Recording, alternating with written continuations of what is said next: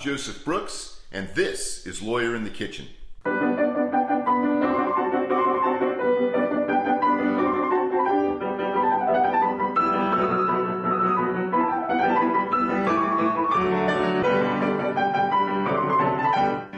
Welcome to Lawyer in the Kitchen. Today we're going to make fantastic smoked meatloaf. This meatloaf is going to be great.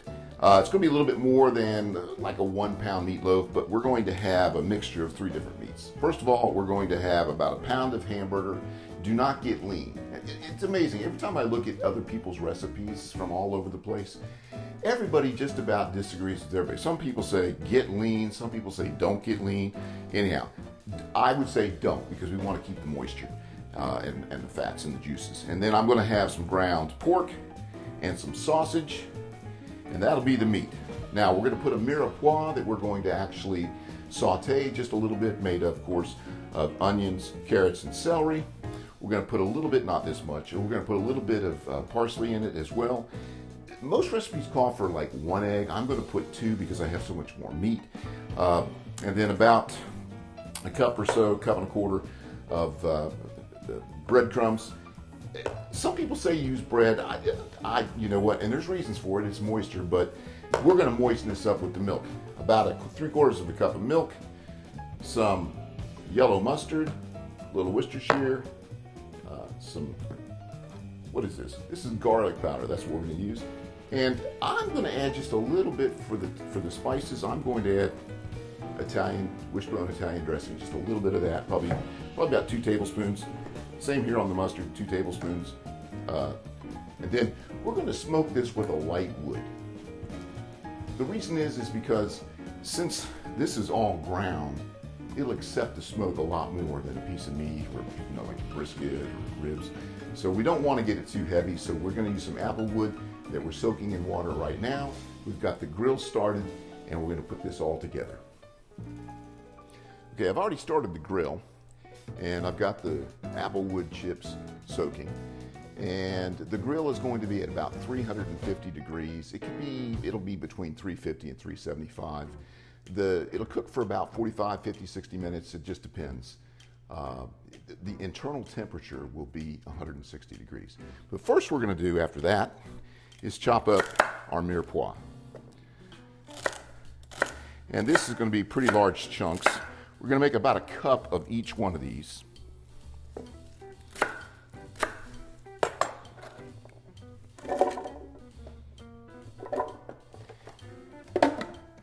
And so that I actually get them chopped up, I'm just only going to put 1 at a time. All right, we're going to put this in the pan. This time, there's no real reason to get the pan all hot. We're just going to cook this a little bit so that we make sure it's done when it cooks in the meatloaf. All right, same thing with our carrots.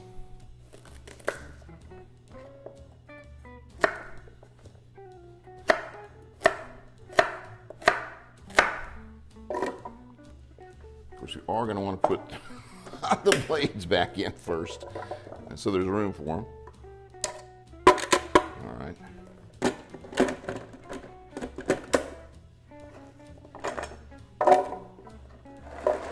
That's enough of that.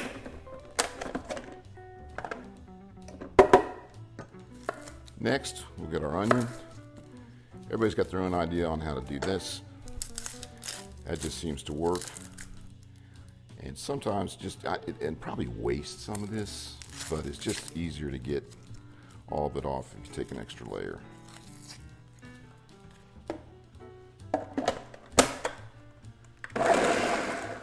Now this looks like a lot because, well, it is. But again, remember, we've got 3 pounds of meat here. We've got this all together. It's time to turn this on. We just want to get this, maybe get the onions close to translucent. There's really no magic number on this, but I'm going to put about 1.5 cups of breadcrumbs. There's about 1 cup. And there's about 1/2. And then here's something we are going to do differently, and I've seen a few people do this. We're going to put the milk in, about 3/4 cup of milk in this, which is about there. And we're going to put it in the breadcrumbs. Because one of the reasons that people put bread in is it's moister, and they don't use the, if you use the breadcrumbs, it'll pull some of the moisture out. So we want to go ahead and just do this, and that's not looking like it's enough. So we're going to add some more. That's looking pretty moist now. Now that's not all the moisture that's going in here, but this, we're going to let this sit just a few minutes before we do anything else with it. While this bread is soaking up all that milk, I say bread, the breadcrumbs, we're going to go ahead and get the eggs. How was that? Did you like that? Look at that. Wow. Never do it again. Wow. Never ever do it again. Now I'm going to put in about 2 tablespoons of yellow mustard, about a tablespoon of Worcestershire. Make sure you shake it up. Worcestershire. You don't call it Worcestershire sauce, do you? Worcestershire sauce. It's Worcestershire. But that's okay. And then this is different, but I don't care. I like this. I think I've used this on some other recipes. It's got a great taste. This calls for a little Italian seasoning, just a little bit of that. There we go, just a little shot there just to make sure we got it in there. And then we're going to put in, I don't know, about that much garlic powder. That's not so much. All right. And we're going to mix that up. And this is still, I'll tell you what, Miss Sharon, if you would get me the milk, I'm going to add a little more milk to this. This is not moist enough. I'm going to go ahead and add a little more milk. Now we do have the eggs to go in. And go ahead and beat up the eggs. Say that? I'm getting a fight. I'm not getting a fight. You're beating them up. Well, they're not. It's not a fight. It's not going to win. There's no fight here. All right, and just go ahead and get your hands in it. Now we're going to mix this well because once we put the meat in there, we just want to fold it in. We don't want to beat that meat up too much. We want to keep it. It's kind of like doing biscuits. You're going to beat up the baby chickens, but you're not going to beat up the meat. That's exactly right. You got to pick on somebody your own size. Okay, a little bit of salt and a little bit more pepper. Put some parsley in there. This is about a tablespoon of fresh parsley, actually from our garden. And then the mirepoix. And we'll mix this up pretty good.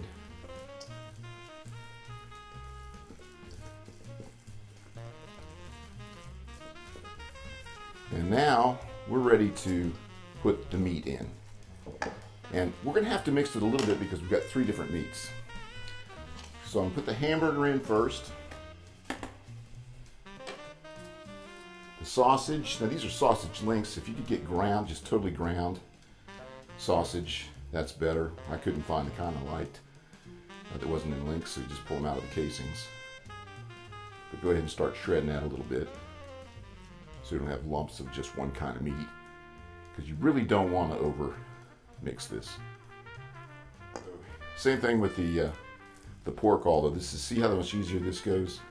All right, and there's no other way to do this except with your hands. All right, so we're just going to fold this in, make sure you get that hamburger in there.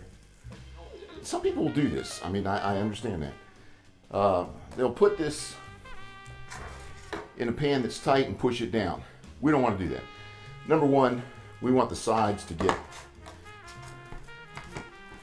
some smoke around them. And I don't want to use too much because we're going to put some of these in. We got little skillets we're going to use too. So we have plenty of meatloaf in the pan. So I'm going to divide this out into 3s essentially and put this in these little cute skillets. Our oven is, if you look, right at about 360, 355. If you look real close down here, you will see the last time we cooked something, we almost burnt the place down. The handle's charged, so we'll have to get a new handle at some point, but right now it still works. And we're going to put the chips in. They've been soaking, and I'm going to put them right in here.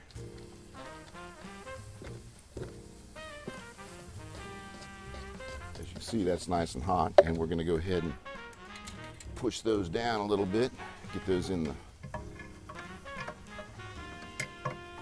All right, we got a little smoke going now. And I don't want to touch, I don't want to sit right on that hot piece of ceramic. So I'm going to set that right here. We're going to put these so we can grab them. And then I'm just going to check on this bacon every once in a while, because the bacon's going to go on top of the big one when we get done. But I'm going to go, I don't want it to mess with the smoke right now. I want all this smoke to go into this. All right, we're ready to set her down. Okay, so this is going to cook for about 10 minutes before we check on the bacon and see if it's time to put the bacon on. That's 10 minutes will give the smoke plenty of time to get into all of that of the meatloaf. And then we will cook this anywhere between 40 to 60 minutes. We'll actually check this with a thermometer, and we're looking for 160 degrees. We've been about 25 minutes now. We're right at 350. Okay, and you got to adjust this, and between 350 and 375 is good. Ah, she's starting to look good. Now, the bacon is going to be pulled off because I want to put that on here, but I still want that to cook some more. I just want to get some idea here on the temperature on these little ones.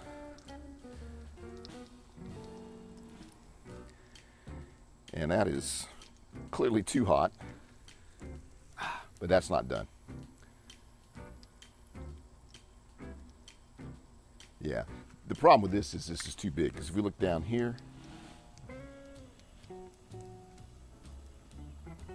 we're only there, and we want to go to 160.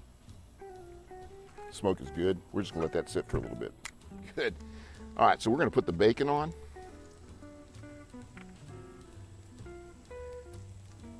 That's cooking nicely. Yeah.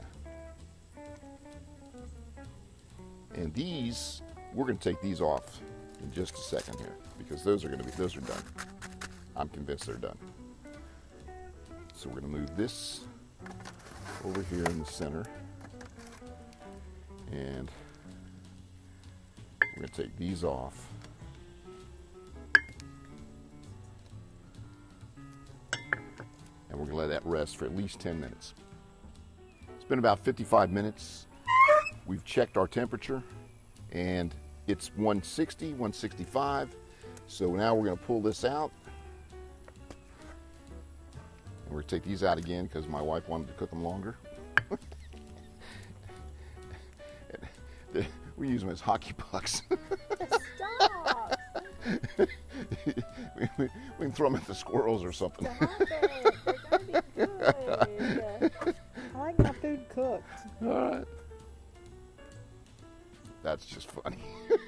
We've let this rest for 10 full minutes, and I've cut up some green onions and some parsley, and we're going to see how this is, and we can touch it. Now, the downside of cooking on aluminum foil like this is that if you cut through it, you're going to get a little bit of a mess. All right, let's see what we got here.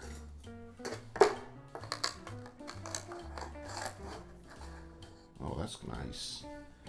Look at that. Look at that, Sharon. How's that look? This is going to be a little tougher.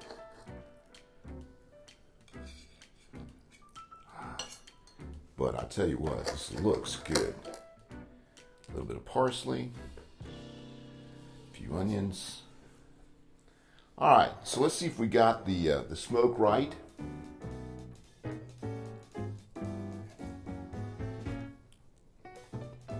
Oh man, that is really, really good. The smoke's perfect. You know, use a nice light wood like apple or cherry. This is so moist. This is tasty. This is really good. Listen, thanks a lot for coming to Lawyer in the Kitchen. I'll see you next time.